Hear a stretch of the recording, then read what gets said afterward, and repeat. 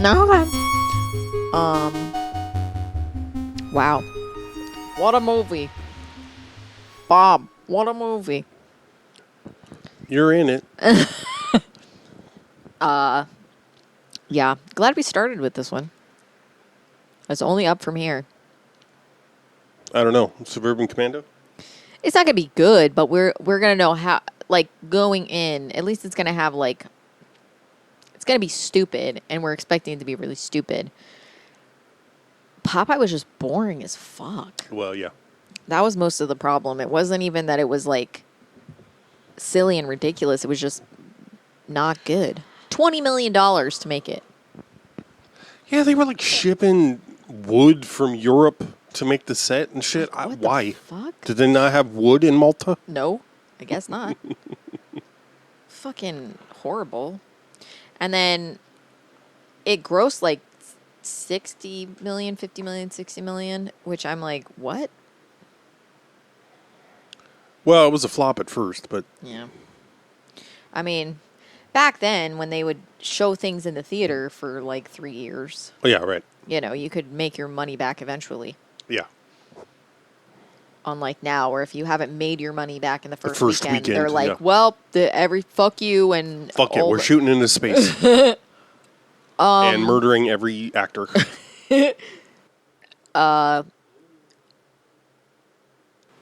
Things that I liked about it. Mm-hmm. Bill Irwin Yeah. was in it. Sure was. Bill Irwin. His first movie. Yeah. They hired a lot of circus folk. I read that too. Yeah. So I read that and then I saw what looked like Bill Irwin and I was like, oh, I bet you it's him because why would they? Yeah. Why not? So yeah, that was good though. I always looked forward. I was like, oh, you give me something to look forward to in the movie. Yeah, and he's there a fair amount. Yeah, I was glad and doing like background dialogue and shit. Yeah. Olive, I thoroughly engaged your enjoyment party, and I He said that? He said I engaged your enjoyment party? Yeah. Oh, I didn't hear that. I thought you laughed at it. I Anyway. mean, I didn't hear him say it wrong. Oh. Yeah, I think one of the fun things is all the people you might recognize as background actors. Yeah. It was Linda Hunt. Yes. Also her first movie, apparently. And Dennis Franz. Dennis Franz. Her first movie too. There was Bill Irwin. What's his name? Played Uncle Poopy or whatever. What was his name? Pardon? Uncle Poopy. Uncle Poopy. I'm saying he played an Auburntane. Paul Dooley. Paul Dooley as Wimpy. Okay.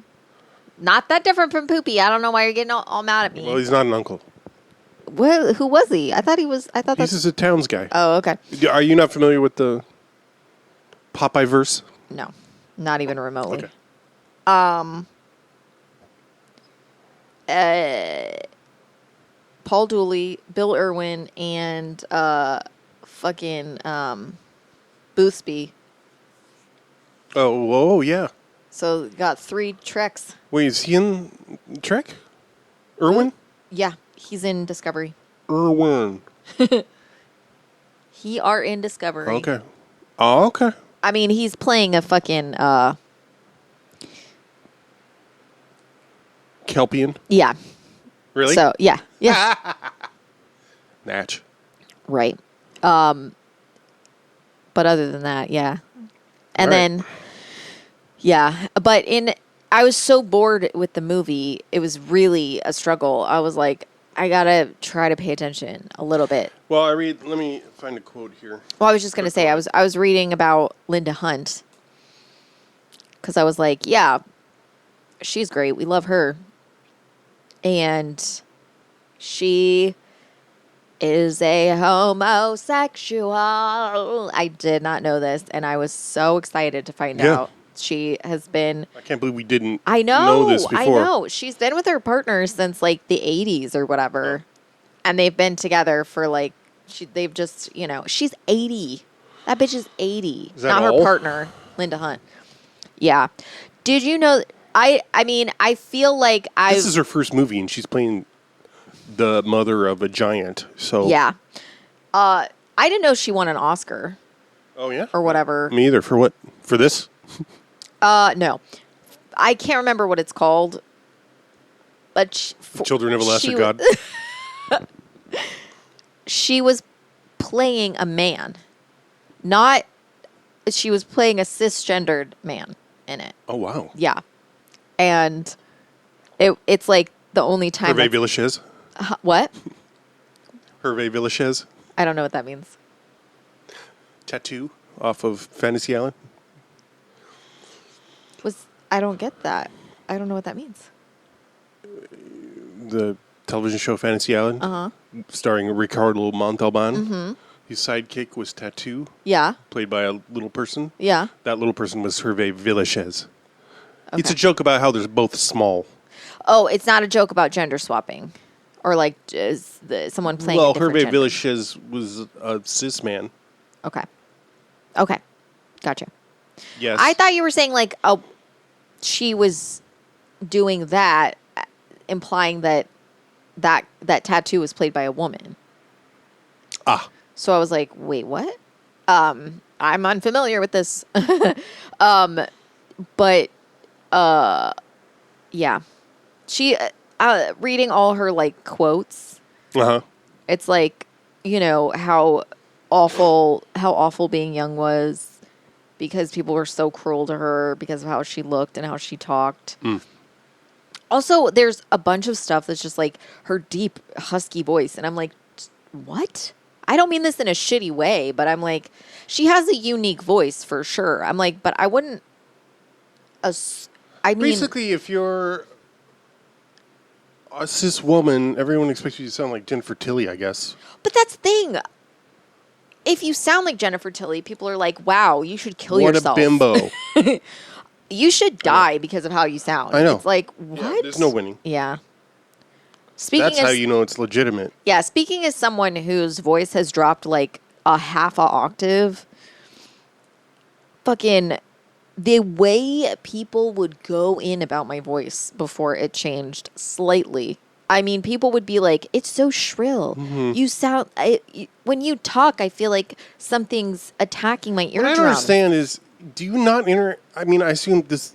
I'm not even kidding. This is not that much of a hyperbole or insult. I'm like, I guess you've just not interacted with more than, like, your immediate family and whatever mainstream media puts in front of you. Like, no idea. Do you not interact with other humans? Have you not had any experiences? I just don't understand why when I'm speaking and people are like, wow, your voice makes me want to kill myself, I'm still considered the problem. I'm like, I feel like in this scenario, it there's seems like a simple villain. solution. You should yeah. stop I'm like, existing. there's a villain in this story, and I don't understand why it's me.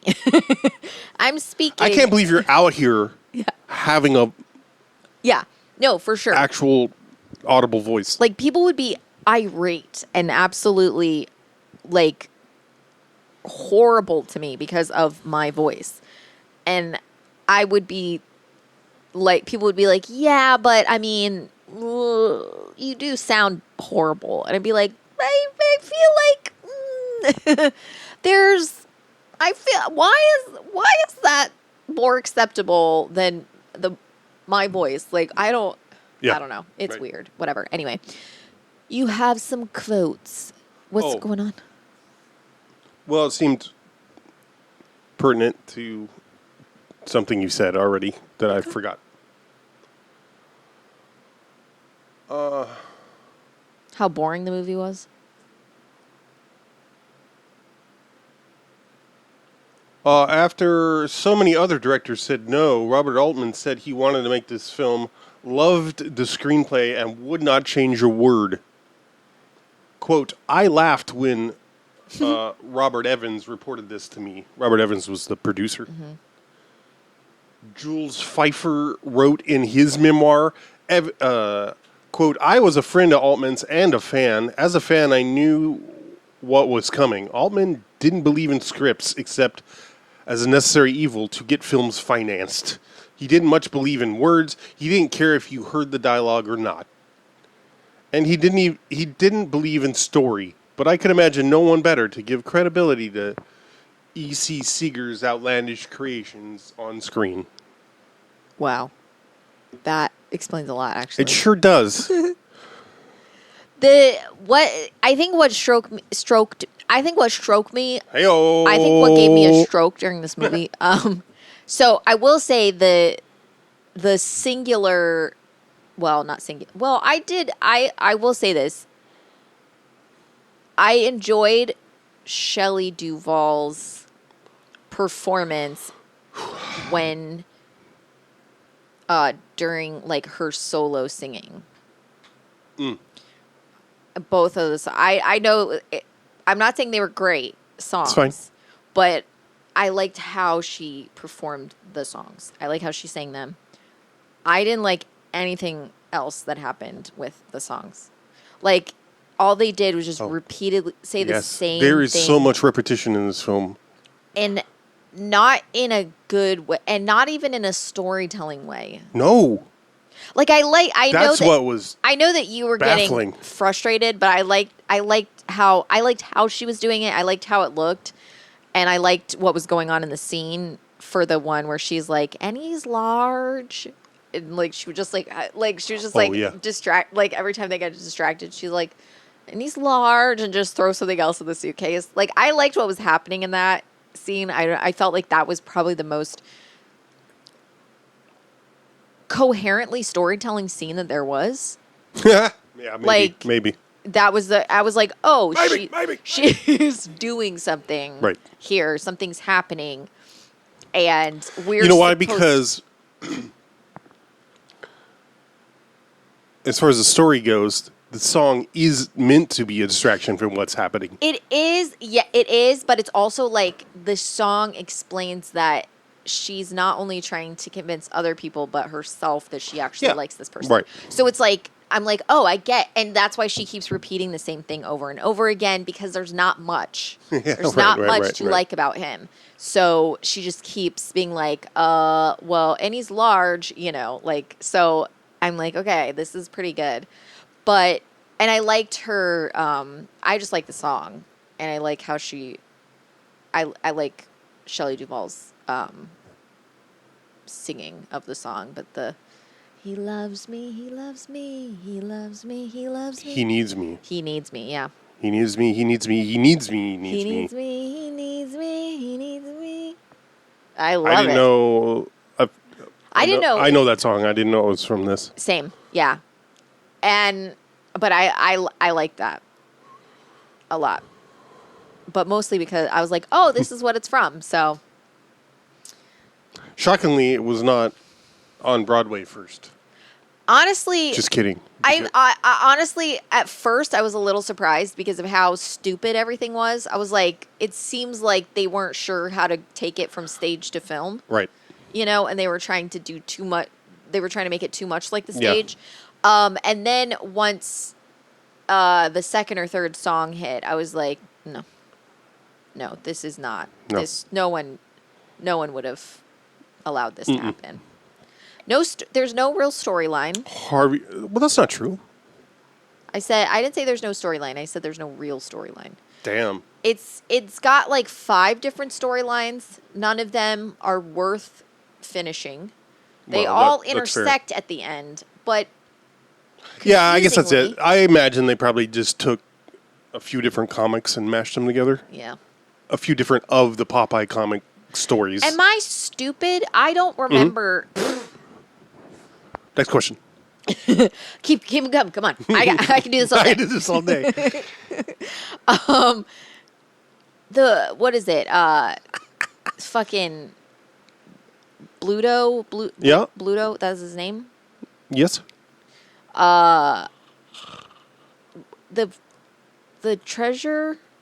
Was that mentioned? I was having so much trouble understanding where anyone was coming from with anything. Same. And so I was like, did that get mentioned? He's just like, suddenly he brings Sweet Pea and I'm like, I think I commented on that at the time. Like, why? right. I'm Yeah, like, no, what I is agree. going on? And then the treasure turned out to be the Commodore's? Yeah, and I was like, who's the Commodore? The Commodore's Poop Daddy or whatever his name No, is? no, I know. Poop Daddy. Popeye Poop Daddy. Infants. I hate infants. The kid's worth a fortune, Commodore. I got all the fortune I cares about you, idiot. I got me buried treasure. And don't you wishes you knows where it's hid? Yeah, I don't know how we got there either, but... Right. I was like, they're like, the Commodore is... And I was like, have we heard of the Commodore? Oh, wait. I think they said the Commodore never... No one's ever seen the Commodore. I think The they say Commodore is that. referenced a lot before the reveal that he's... But I'm Popeye's like, Pappy. but he's just an old man. What? He doesn't do any... Oh, my God. This movie was He's bad. like, I think he's like, Oh. for the last half hour. Oh, my God. Oh, my God. Now listen, kid. This is the most important. Is the treasure underwater? Better let me out of here. Okay, kid. You watch the boat. I'm going in. I mean, R.I.P. Shelley Duval. She did what she was directed to do. So Oh, yeah. her And apparently she performance- had a great time on this movie. But I'm going to say this. I feel like she did a great Olive Oyl impression of the cartoon. Oh, yeah. That was what she was supposed to do. And it does feel like she's having fun with it. It did not feel like it was forced much. So Agreed. that was something that I do credit her with. yeah. Is that it did feel like she was embracing all of it. And it Yes, didn't feel... yes. So that's to her credit. Yes. Anyway, go ahead. And apparently she was teased as a kid by being called Olive Aww. Oyl. Yeah. And she's someone... Like, Shelley Duval is one of those people that, like... You can tell, like, if she hadn't started acting and modeling, people would just call her ugly because Yep. she has those, like... Goofy teeth. Yeah, she's got like big mouth. Those, you know me. She got them bug eyes, and when someone has bug eyes, I'm like, Well, and they're fucked up very teeth. You attract- like yes, fucked up teeth, I too. love fucked up teeth. I love bug eyes, I'm only attracted to the uggos. and she's kind of dorky looking. I'm like, she's pretty. She's pretty hot. Right. And she's such a good actor too. Like the fact that this and The Shining came out the same fucking year, and the difference in the performances, Jesus Christ, unbelievable. And then she survived The Shining, basically. I've heard that. I think the person that was their friend, that was their like archivist, that was like, Oh, yeah. What? they've talked about how The Shining wasn't the horrible experience for her that people have made it out to be, and according to her, it wasn't quite. So I'm like, okay, I won't give it. I'm like, I mean, point being, what's his face is a piece of shit. Stanley Kubrick. Yeah. Oh, it's Kubrick, right. Couldn't remember.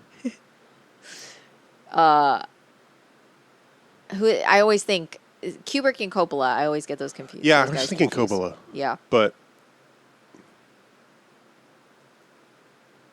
for whatever reason. Yeah. I don't know why. It's just white dudes with beards or something. It's I the don't know. K sound. Yeah, it is. So, would you recommend? No, I'm kidding. Yeah, I don't. The plot of it is just like I enjoyed the things that I enjoyed about it. I did like kind of that like Sweet Pea just gets dropped in their lap. Yeah, almost literally. And that's just, I'm like, okay, I like that they're not doing a thing of like, he's, they're making it like, oh, this is how babies happen. You just get a baby and then you have them.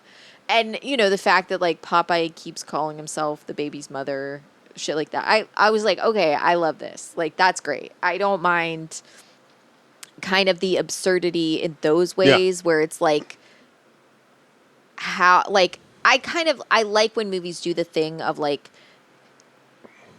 giving you, like, a child's explanation of something being not quite right and they don't correct it. Right. I enjoy that because I think that that's a lot of fun. Yeah.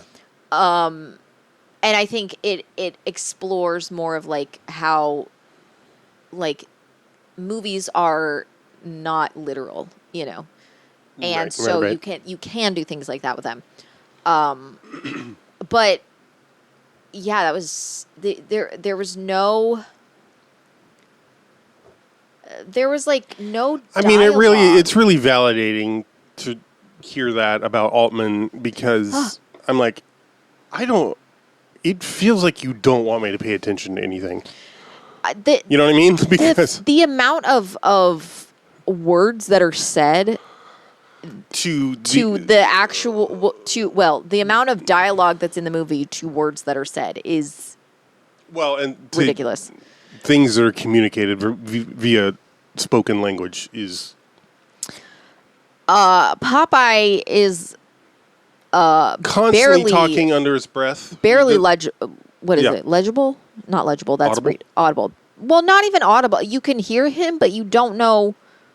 You're like, what are you saying? Feels like you're like, okay. And then Olive Oyl, half the time she's going,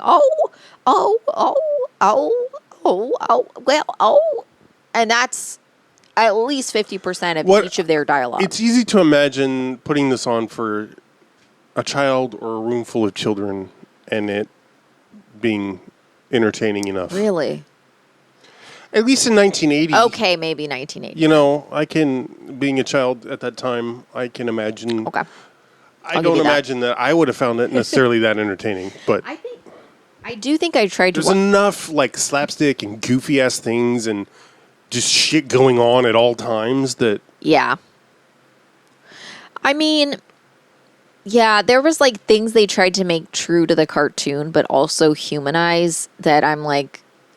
I thought, to its credit, those were some of the things I thought were, I guess, at least well executed. I found entertaining.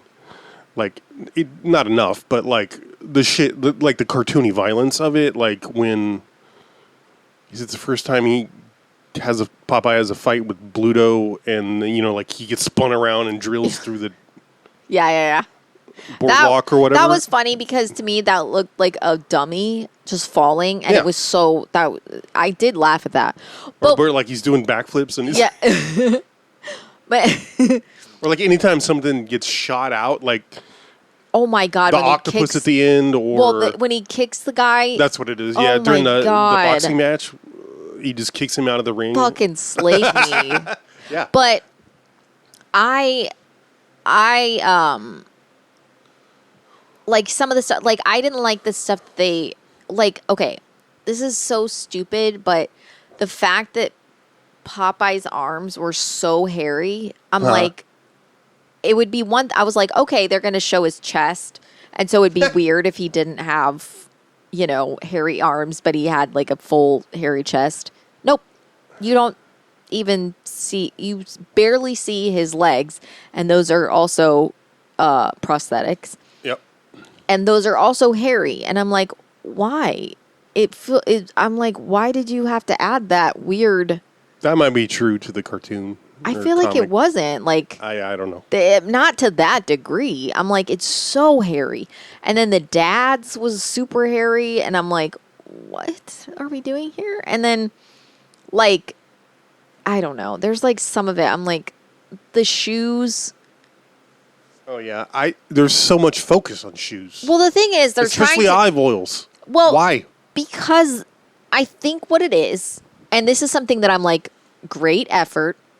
They tried to make them look cartoonish, like oversized and big, overdone and dry. But it's very clear with how she steps that they are just like slippers Like, they're just made out of, like, soft material because the heels will, like, move. Like, and I was like, this doesn't look like, it doesn't, I understand that maybe you want it to be comfortable because you don't want her to be in pain while she's, like, doing all these, you know, and you... That doesn't sound like a consideration Exactly. that would be made But for I'm an like, actress. why are we...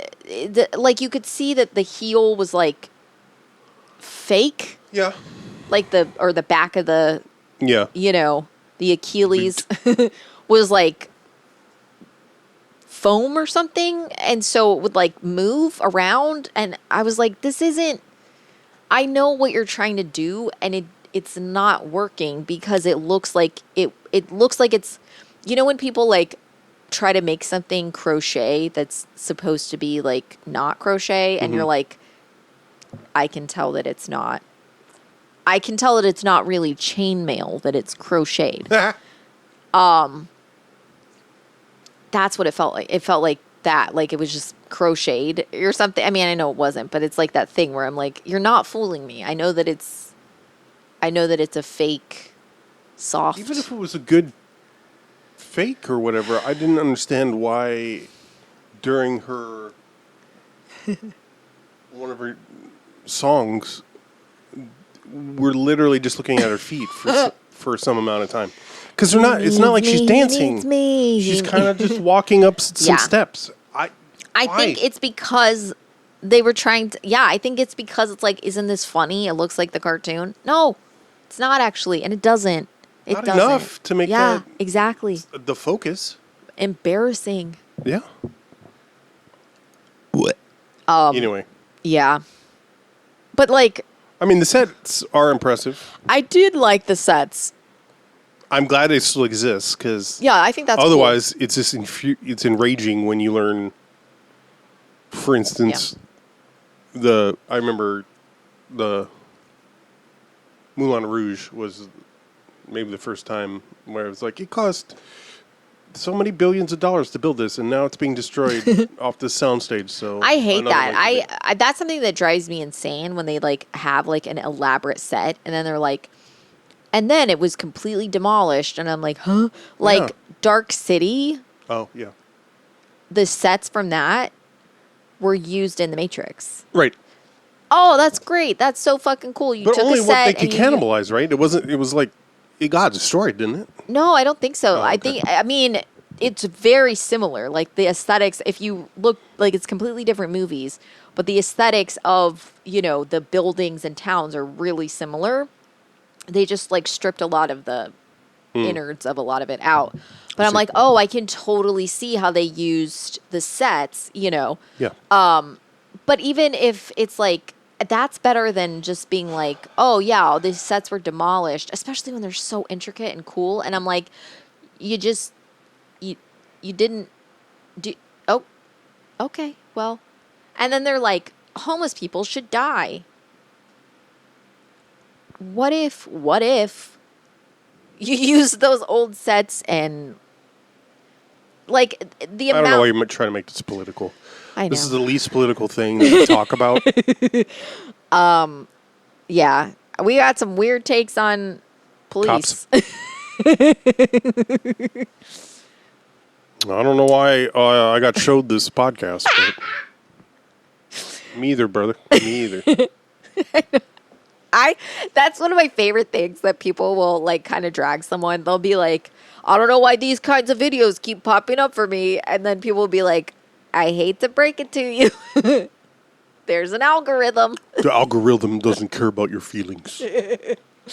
Like, there's like people will be like, I hate TikTok because all it does is show me like young girls in bikinis. And people will be like, so here's the deal. TikTok knows some shit. So anyway, yeah, this is going to be a hard episode to talk about. Please. It's going to be a hard episode to talk about. Yeah. Don't ever Good luck, guys. Don't ever mention this episode to us again. Yeah, right. I looked it up because I'm like, oh, who's playing the band leader? Because there's a band leader. Mm-hmm. And I was like, oh, is it Harry Nilsson? It was not. It was Klaus Vormann, Oh shit. friend to the Beatles. Oh. And photographer, and How did played this? based on one of their albums. He dated Astrid, what's her name, who I think it was John Lennon dated. I don't remember. Okay. When they were in Germany. Okay. Okay. All right. Okay. Yeah. Man, this is like Bluto and Olive Oyl are like engaged, and they've been engaged and broken up like a bunch of times, and then Popeye comes to town, and Olive Oyl wants to break off her engagement to Bluto again, and her and Popeye Have a child together. get a baby suddenly, and then they're Bluto together. is mad. Well, no, because they just are like agreeing to raise the baby or something, or Popeye. Nothing's explicit ever. That's fair. And then, but I mean, this is something that I think is I do think this is interesting, but they don't go enough into it to make it make sense. Yep. The Bluto comes from money or has a bunch of money, so the fact Seemingly that he's, just because he works for the Commodore? I guess, but because of that, he has a lot of pull. Yeah. So, the Oyl family. Plus he's large. Yeah. So The Oyl- everyone's physically intimidated of him. Yeah. And he works for the Commodore, so he has political Yeah. power. And so he is basically the Oyl family doesn't have to pay taxes or anything because of Oh, right, because they're engaged. because of their involvement with And it's a Bluto. big joke about the taxation. Right. David Moffat rides around on his Yeah. tricycle, taxing everybody for everything. That would be 50 cents impersonating a traffic cop tax. What? Oh, I'm sorry, Miss Oyl. Didn't recognize you from the back. It won't happen again. How come Miss Oyl don't have to pay no taxes? That's 10 cents question tax. But I'll let you off this time, since you're with Miss Oyl. Good night, Miss Oyl. And when Bluto and Olive Oyl end up breaking up, the Oyl family, their house is basically ripped apart, and they just have like a shell of a house. Like they don't really have much of anything left. Like their kitchen is like the kitchen That doesn't what was have supposed to have happened? Yes, because they're going through like the day after they're going through, and they're taking everything, and the guy's like listing all the Back taxes, yeah, basically. And then she's like, the mom says something. She's like, say something, or like, stop reading that paper. And she pulls it away, and he's just covered in Crying. tears. So I was like, oh, that's a really interesting sort of. You're right. Commentary on. Yeah, I'm like, oh, that's a really interesting thing of like, being, it's the thing of like, you're closer to being homeless than you are to being A billionaire? rich or anything like that at any moment. Right. And I was like, oh, that's a really interesting thing. But again, they don't really reference it. And if you're not Yeah. paying enough attention, if I was a kid watching that, I would think it was a different house. I would think that they ended up. I didn't understand what was supposed Yeah. to be happening there. I mean, I only was like, I think that's what's going on because everything just looked so different, and it was shot differently because it's a different, set essentially Right. because of how they stripped it. And I'm like, it's interesting, but you have to do a lot of like, you have to be like, wait, is that what they mean by that? Is that what's going on? God, this movie was so fucking boring though. I mean, Linda Hunt, Bill Irwin, both boos of mine. So Yep. that was exciting. I was very excited to see the two of them. Linda Hunt is someone that I'm like, I don't want to say I think she's hot because I feel like it's fetishy. I feel Right. like I'm like, oh, that little little lady is so fiery. But I love her so much. Like, if I see her in something, I'm like, I'm so excited. I love her. Well, I mean, you got to give mad props just because, I mean, for one thing, she doesn't seem to take roles that fetishize her size, really. I mean, yeah. Shout out Mapes, maybe a little, you could say, but I don't even think that, yeah. I don't know. Yeah. I guess not.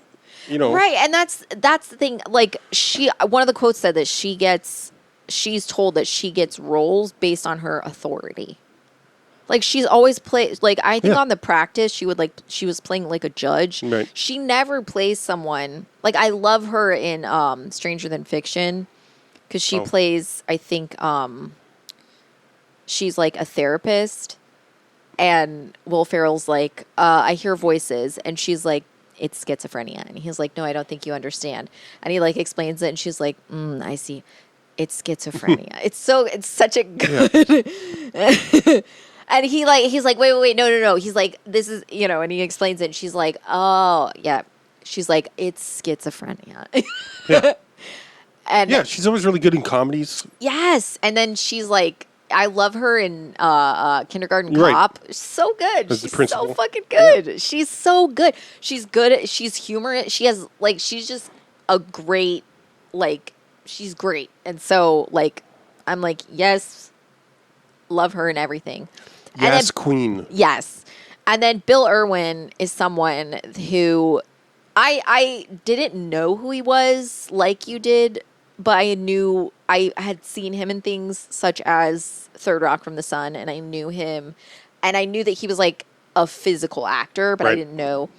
And then when you were like, oh yeah, he's done all this stuff, and I was like, right, I knew this about him, but I don't think I right, and so I'm like madly in love with him. I don't know. Once he was on SVU, I was like, oh, that's right, he's a therapist, huh? He's Liv's therapist. Oh my God.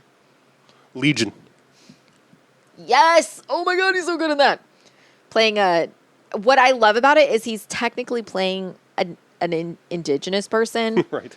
But he's not supposed to be the whole thing is that he was like a white kid. Right. That happened to be it just was a fluke, and he was a freak because he was not he did not look like anyone else. And I was like, okay, I can get behind this. That's the point. Is it's not, he's not playing, he's indigenous. But the point is that he was born not looking like it and not being it. And essentially he is a white man. Uh-huh. And so he's not, and he doesn't do shit. He's not being appropriate. Literally two-spirit.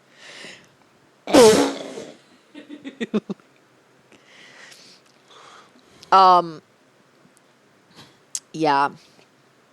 I forgot about him in Legion. So good. Anyway, yeah. Love him.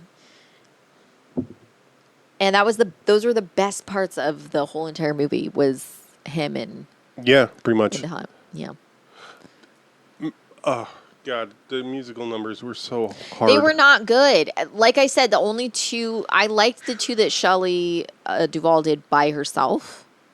And only because of what? Yeah. Only because of her. Well, it's also because they're the only times. That's the only thing going on. Yeah, that's the only thing going on. But also, which is a relief compared to the rest of the movie. Normally, that would bore the shit out of me. But you know what I'm saying? Well, yeah. But even in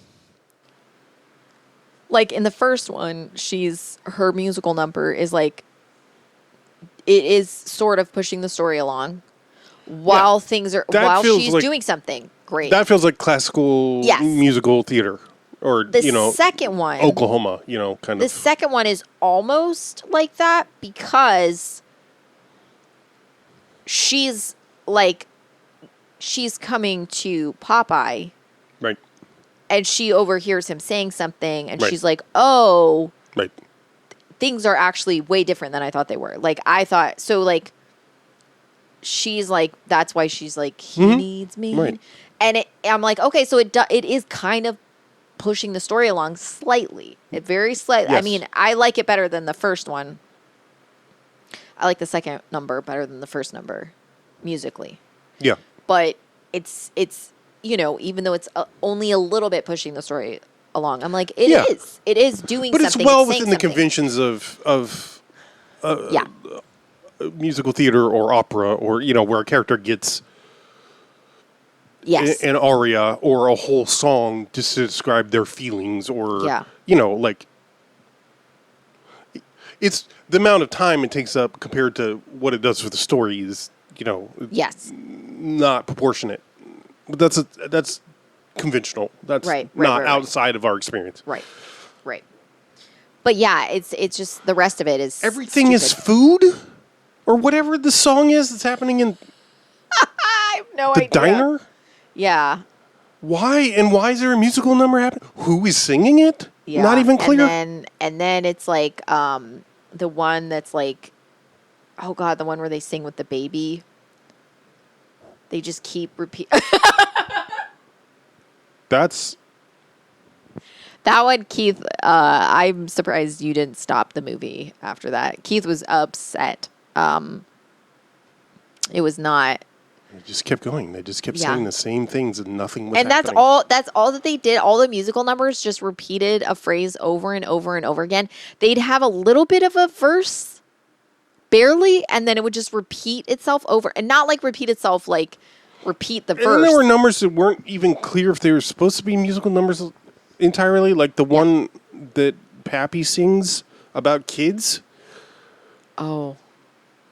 I don't remember. And it happens when they're chasing after Bluto on the boat. I don't remember. Yeah. He's like, you give them everything, and then they just bitch and moan. Kids. Oh, my God. Yeah, it's pretty bad. The music is barely audible. He's barely not. It's just, It's mostly,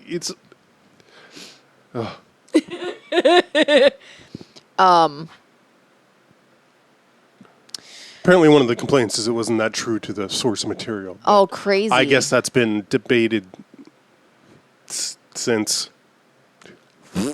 Yeah. I don't give a fuck. Yeah. Obviously, but.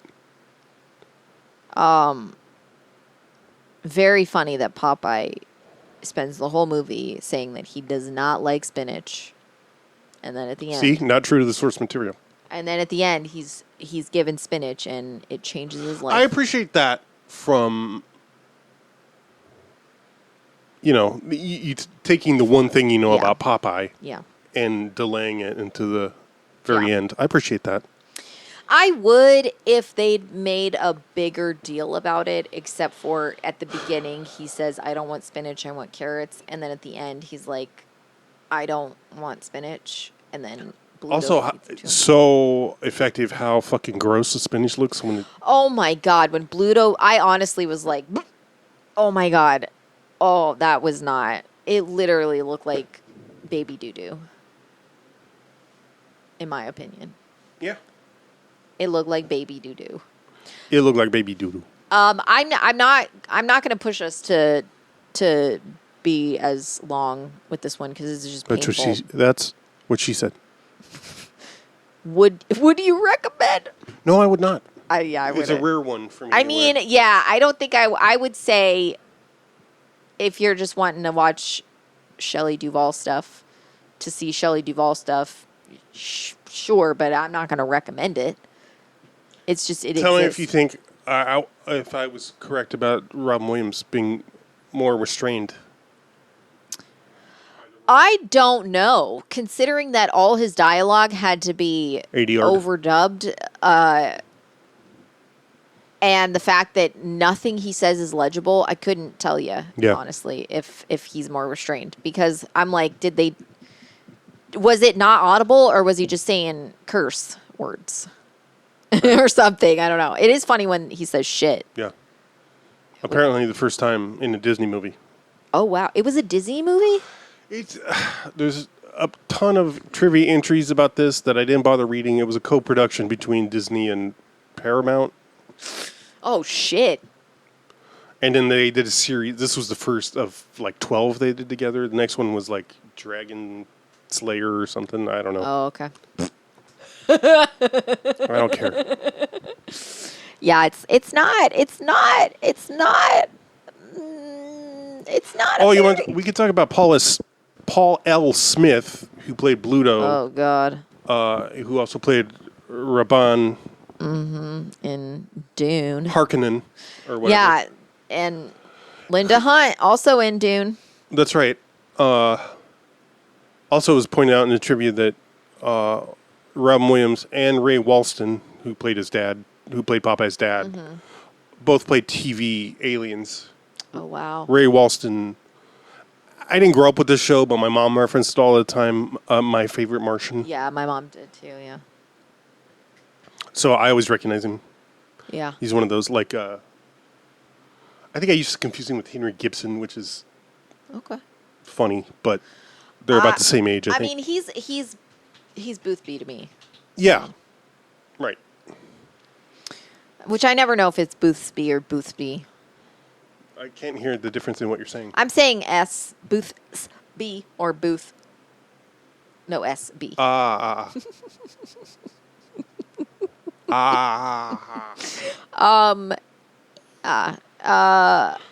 Paul L. Smith, Yeah, boo. born in Massachusetts. Yep. Born and raised. And then in 1960 was in the movie called Exodus, which was shot in occupied Palestine. And since then, he, at some point in the 60s, I guess, he became an Israeli quote-unquote Israeli citizen, and volunteered in the 3-Day War, I believe it is, that happened in 1967, and had a film career there. Talk a little bit about the 3-Day War. I don't know that much about it. Oh, I can't. Oh, okay. I just know it's one of the big ones. Like, Okay. I That's fine. think it was one of the big ones. I don't know. I don't that's even fine, want that's to fine. guess. That's fine.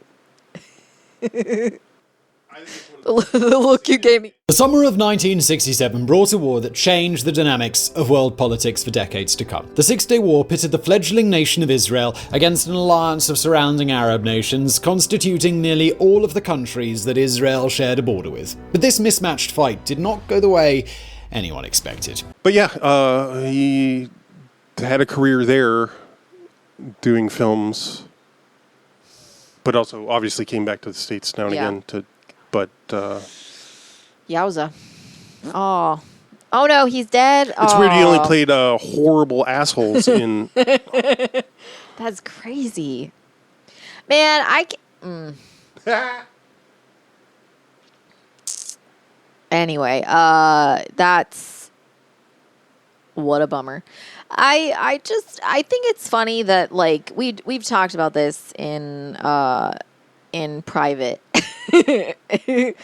But it's very funny when you say like this state of Israel shouldn't exist, and people are like, so you want Jews to die? And you're like, well, no, because that's not. No, saying that an occupied territory should not continue. Oh, it's classic settler colonial projection. Right. Being like, if you think that you have to die in order to not like, if the solution is we all have to be wiped out, or we're going to wipe them all out. Yeah. Right. That's not the people saying, no, you don't have a right to do that, are not the bad guys. Right. And saying the state doesn't have a right to exist does not mean these people should be killed. That's what you think. Yeah. Because that's what you're doing. But that's not what a state Hey, like. also, I don't know why Guess what? It's not fucking Canada. It's not fucking America. It is Turtle fucking Island. Get the fuck over it. Like it's saying. Well, that's what I'm going to say. Like, I don't give a shit if a nation falls. Yes, correct. I mean, even in the early days of this, I remember thinking about and trying to look up, like, I don't know, all my life I've heard the phrase, Israel has the right to defend itself. I'm like, and the one article I could find about this was like, what a weird thing to say. If your way of defending yourself is murdering babies, then yeah, you might be a bad person.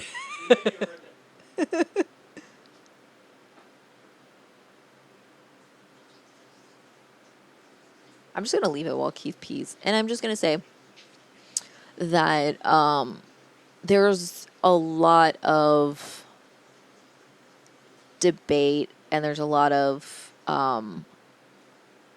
like, the thing is, like, the U.S. is an occupied territory as well. Like, Canada is an occupied territory. These places belong to Indigenous people. And I do believe that they should be given back to who they belong to. It's not something that I only believe for Palestine. It's not something that I only believe in the case of Israel. It's something I also believe in the United States and in Canada. And it's because it is directly related to my past, my history, and my people. And so when I say these things, I'm not stating them in a singular fashion for a singular place. I'm also saying, you know, I'm also talking about, you know, and it's not just happening in Palestine. It's not just happening in the occupied territory of Israel. It's also happening in the Congo. It's also happening in the Sudan. Things are happening all over the place where genocides are taking place for the benefit of colonialism, for the benefit of capitalism. And the biggest harm to people is that those things continuing. And the worst thing that you can do, I think, is to say, well, I'm not political and I don't, you know, I don't have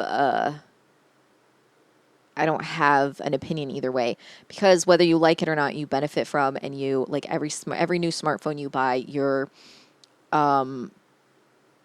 actively participating in what's going on in Congo and right? Is it the Congo or is it Sudan? I can't remember. But like kids, like there's literal like oh yeah, child slavery happening. Yeah, that's like that's Congo. Yeah. And you know, it's because of it's directly a result of having smartphones. That it is and brand new computers and all of this stuff. Africa is the most richest continent in, as far as resources go, and it is the poorest continent as far as what its people. Yes. It's continent wide, obviously, so there are. Right. It's a very diverse place, but.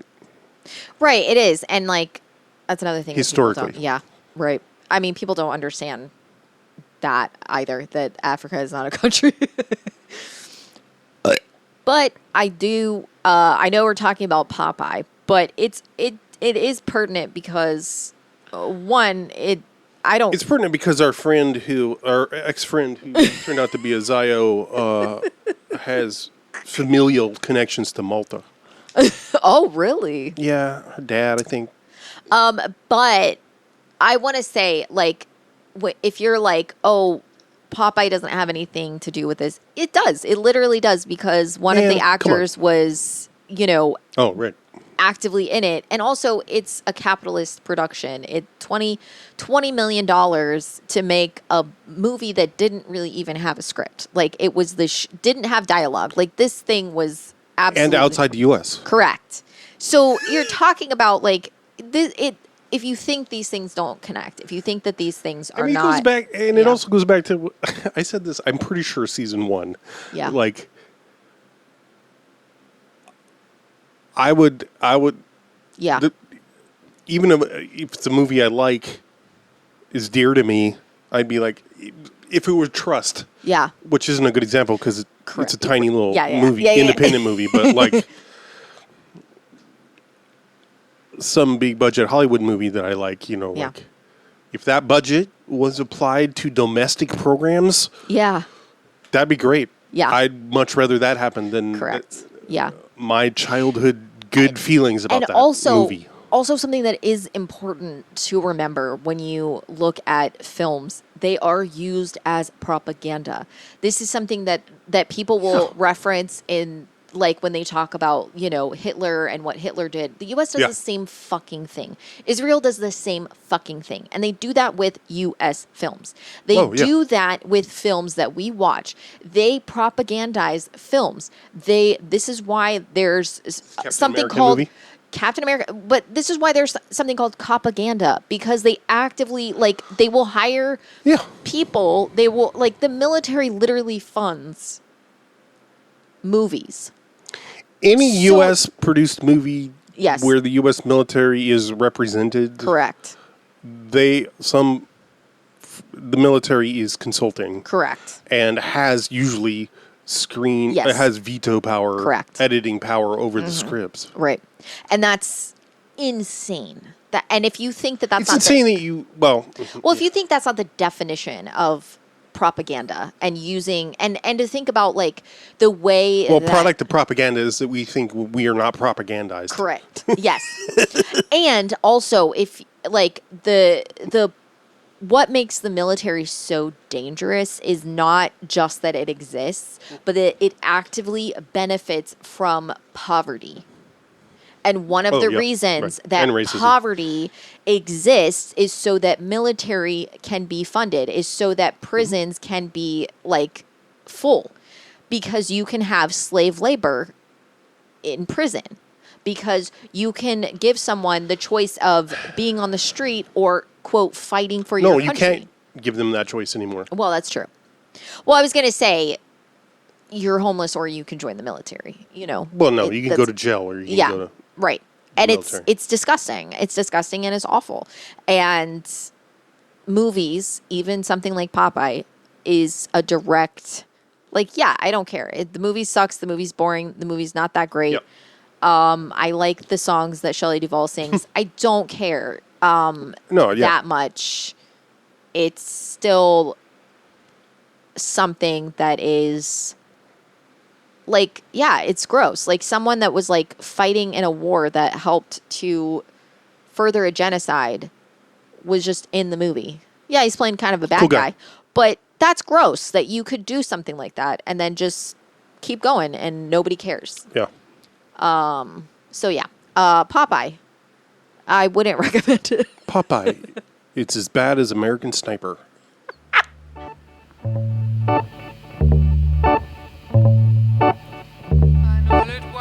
I knew it once, I knew he needed me.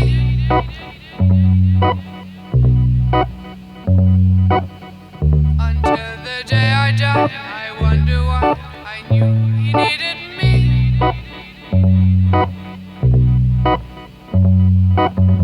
It could be fantasy, or maybe it's because he needs me, he needs me, he needs me, he needs me. Homosexual.